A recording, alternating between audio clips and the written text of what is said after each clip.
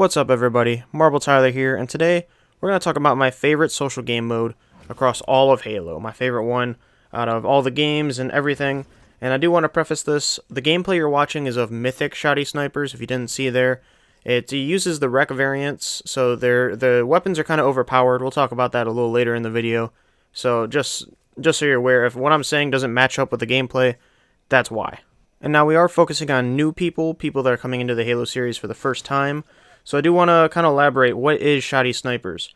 It's a little complicated, so, just bear with me.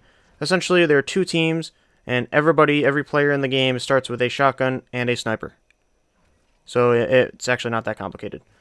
Name is pretty self-explanatory. Everybody's got a shotgun, everybody got a sniper. Pretty much unlimited ammo. It's a variation of Team Snipers, which is the same thing, except there's no shotguns involved.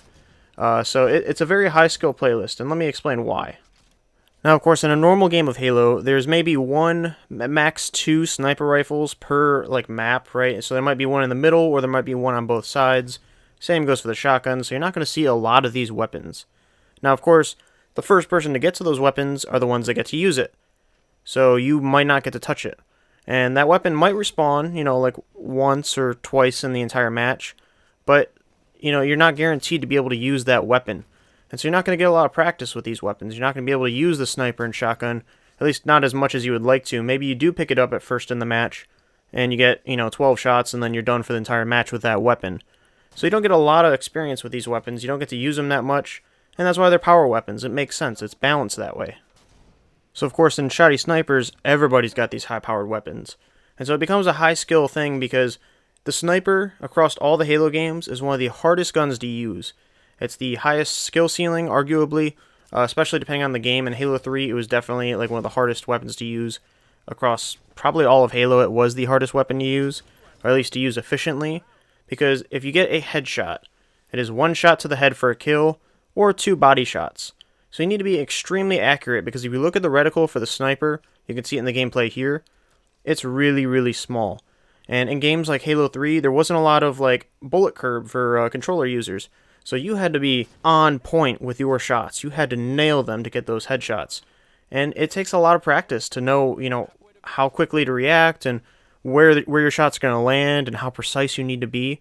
And so it's extremely challenging in a game, especially like Halo 3, to land these shots.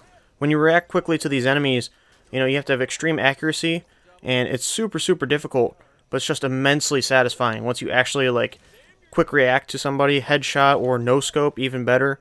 There's no better feeling in the world than nailing that shot. And so you might be saying, well, isn't that just snipers though? So Team Snipers is essentially the same thing.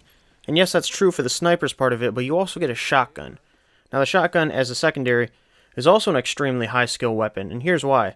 The shotgun isn't really hard to shoot. The accuracy, it's got a big reticle. You just gotta get in close, right? The accuracy thing isn't an issue. But what you do have to do is you have to be good at moving, at positioning, and potentially baiting the other player into a position that you can kill them with a shotgun. You need to get in close, and with a shotgun, you might be able to kill them once for the kill, or shoot them once for the kill, or you can follow up with a quick melee, finish off the kill, near instant death, right? To be able to get into that position, you have to know how to get in close. You have to have map knowledge, positioning, baiting, and a lot of other things that, that does require a lot of skill. Especially in a playlist where, maneuvering the map because everybody's got a sniper is challenging, and when everybody else has a shotgun, you have to be better with a shotgun to get that kill. And I think that's just kind of what contributes to Shotty Snipers being so good, is you can get in close and force them into a shotgun encounter, but you got to be good with the shotgun to, manage that encounter.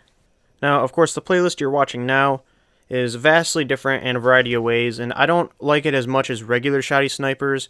Of course, that is just my opinion, as is pretty much all of this video, but I don't really care for it. It is the Mythic Shotty Snipers, as we mentioned earlier, and essentially you're using what is the Nordfang and the Oathswarm, or something like that, or the Oathsworn, I think that's what it's called.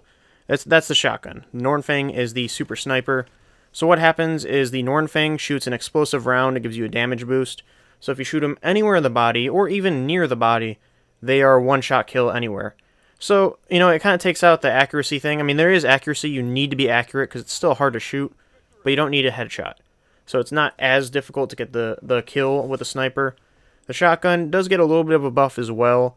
I do believe it does a little bit more damage, but it increases movement speed. So all of a sudden you're moving around faster as opposed to, just having a shotgun. So Mythic Shotty Snipers is definitely a fun variant. I'm glad it exists because it's a nice twist. But sometimes I do want to play the classic Shotty Snipers. That is, of course, my favorite.